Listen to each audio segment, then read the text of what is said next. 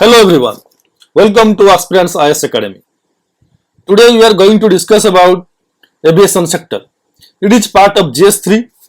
We have divided the lesson into two parts.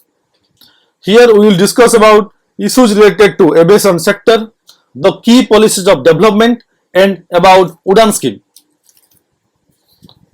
The aviation industry encompasses almost all aspects of air travel and the activities that help to facilitate it. This means it includes the entire airline industry, aircraft manufacturing, research companies, military aviation, and much more. If you see, the term aviation is most commonly used to describe mechanical air transportation, which is carried out using an aircraft. The two main types of aircraft are aeroplanes and helicopters, but most modern definitions of the word aviation extend beyond this to include the use of unmanned aircraft such as drones. With this in mind, the aviation industry can be described as all industry that surrounds these activities. Aviation in India broadly divided into military and civil aviation.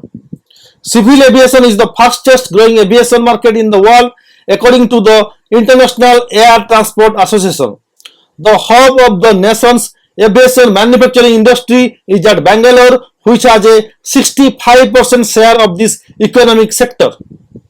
The government's UDAN scheme, that is Regional Connectivity Scheme, is driving the growth of civil aviation and aviation infrastructure in India. India is now the third largest and fastest growing aviation market in terms of domestic tickets sold. The Indian aviation market has grown at an annual rate of 10.2% from 2008-9 to 2018-19. India has 91 international carriers comprising of 5 Indian carriers and 86 foreign carriers, which ensure that India is well connected with most major countries. India has been projected to be the second fastest growing country in the world for passenger traffic by the Airports Council International in its traffic forecast between 2017 to 2040. Up to 100% FTI is permitted in non-scheduled air transport services, in helicopter services and seaplanes, in maintenance, repair and overhaul for maintenance and repair organization, flight training institutes and technical training institutes, and in ground handling services, and this is subject to sectoral regulations and security clearance under the automatic route. So what are the issues? This COVID-19 pandemic has brought global economic activity to a standstill, and its effects on the civil aviation sector is no different. This can be testified from the fact that the world's second oldest airline has already filed for bankruptcy. Travel and aviation sectors contribute significantly to the GDP of most countries, and thus it is critical to ensure economic growth and development. Recognizing its importance, many governments in the world have already announced significant financial packages for their respective aviation industry. In this pursuit, the Government of India has also announced civil aviation reforms under Atmanirbhar Bharat Abhijan. However, for a thriving civil aviation industry, there is a need to address the systemic challenges. The airline industry offers the best example of a sector that is almost entirely dependent on fossil fuels in its availability. In fact, about 30% of the costs of the industry goes towards aviation turbine fuels. So fuel cost as a percentage of operating charges amount to 45% in India as compared to the global average of 30%. The prices of aviation fuel in India are approximately 60% higher than prices in Asian countries and the Middle East countries because of high central and state taxes. This makes the profitability of the civil aviation industry vulnerable to volatility in global oil prices. The problems faced by many of the larger operators have benefited low-cost carriers operating in the region tremendously. Shortage and gaps in the availability of industry-recognized skills from airline pilots and crew to maintenance and ground handling personnel constrains the growth of different segments of the sector. That is a cutthroat competition faced by the top airline due to ticket pricing. Established airlines are threatened by low-cost carriers which are eating up their market share. In order to consolidate their market share, top premium airlines were forced to reduce their ticket fares to around 15 to 20%. Such a slashdown in price will lead to a price war in the long run amongst the airlines with the only goal of increasing their market share.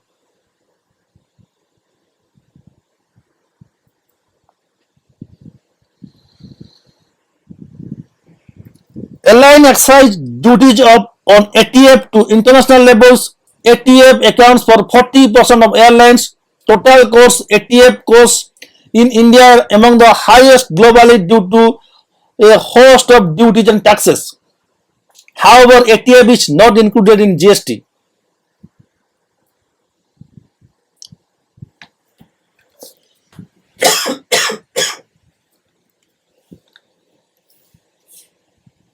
With no sight of including jet fuel in goods and services tax in near future, the government is considering levying specific rate of excise duty on aviation turbine fuel in place of current ad valorem rates to insulate its prices from cascading effect in times of volatile prices. ATF presently is chargeable at 11% ad valorem rate of excise duty. Unexplored areas like Tier 2 and Tier 3 towns where demand exists, diversified business model like hotels also included in our future policies of development. So Uday Desh Ki Aam Nagrik. It is a regional connectivity scheme of the Government of India. The main objective of the scheme is to make air travel affordable and convenient for the common man. It is a part of National Civil Aviation Policy. Uday Desh Ka Aam Nagrik was launched as a regional connectivity scheme under the Ministry of Civil Aviation in 2016. It is an innovative scheme to develop the regional aviation market. The objective of scheme is to create affordable yet economically viable and profitable flights on regional routes so that flying becomes affordable to the common man even in small towns. Its objectives are operationalization and development of 425 unreserved and unreserved airports to boost inclusive economic development by faster connectivity, development of air transport infrastructure in remote areas. It is funded jointly by center and states. Duration of the scheme is of 10 years. Airlines are selected through competitive bidding processes. Center will provide viability gap funding, concessional GST on tickets.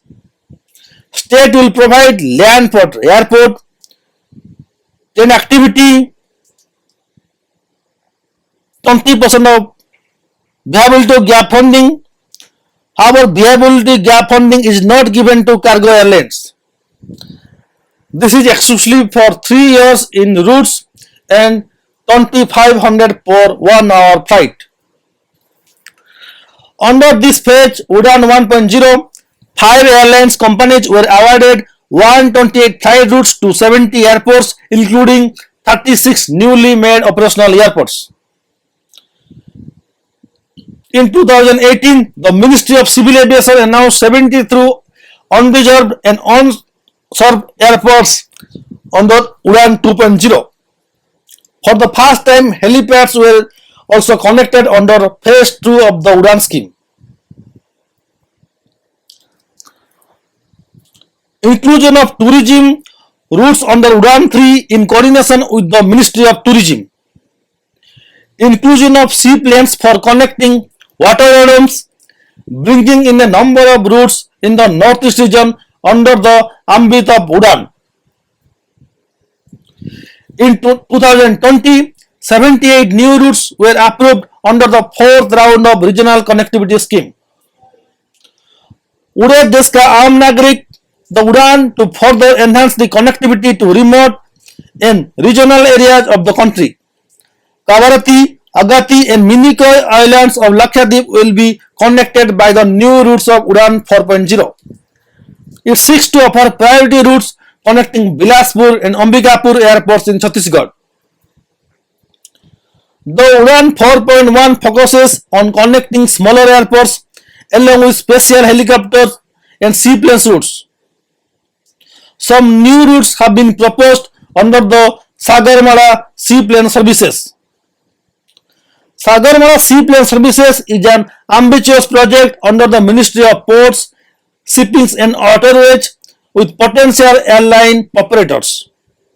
One such seaplane service is already in operation between Kevadia and Sabarmati riverfront in Ahmedabad, which was started in October 2020.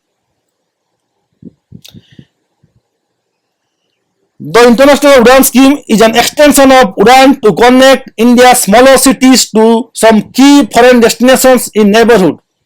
It will utilize open skies policy, which India and ASEAN countries allow direct and unlimited flights to 18 Indian destinations. That's it right now from my side. Thank you for watching. Jai Hind.